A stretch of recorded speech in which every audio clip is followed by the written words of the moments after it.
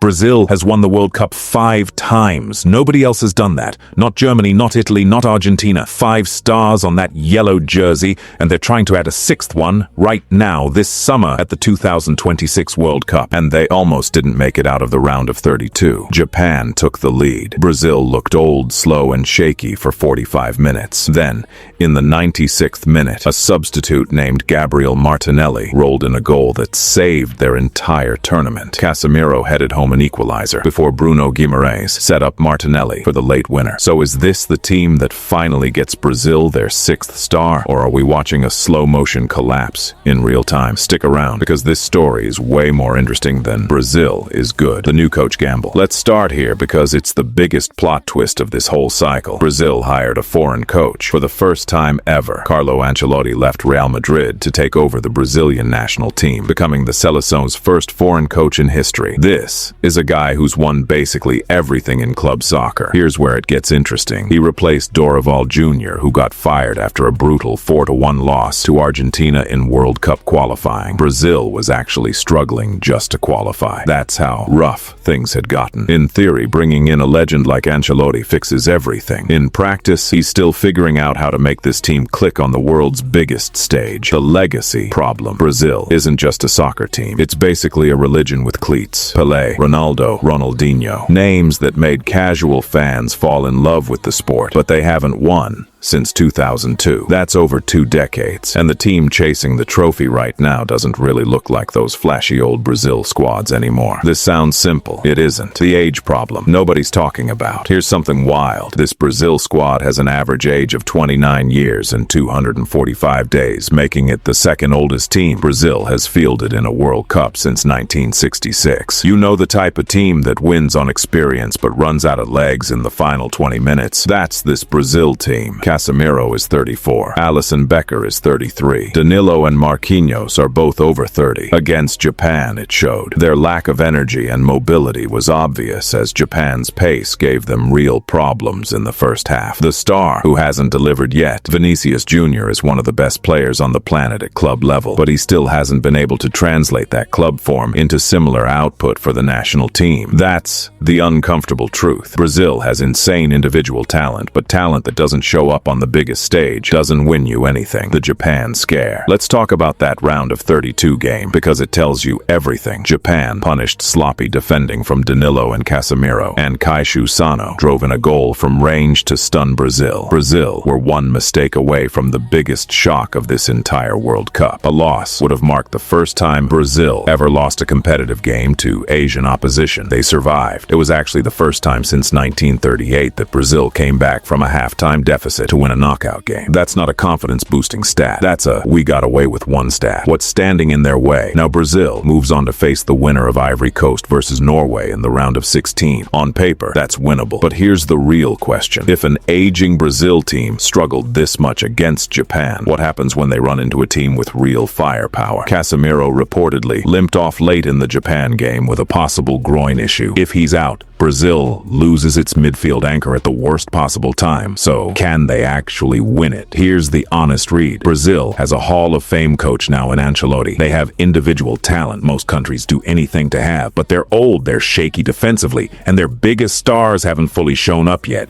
If Vinícius wakes up, if the defense tightens up, if the legs hold for one more month, Brazil can absolutely win their 6th star. If not, this turns into another quarterfinal exit with a lot of what-if conversations afterward. Brazil has the talent to win it all. The question is whether their aging legs can carry them there. Do you think this is the year they finally get star number 6? Or does age catch up with them in the knockouts? Drop your prediction below. If you want more World Cup breakdowns like this while the tournament's actually happening, subscribe. We're covering every round.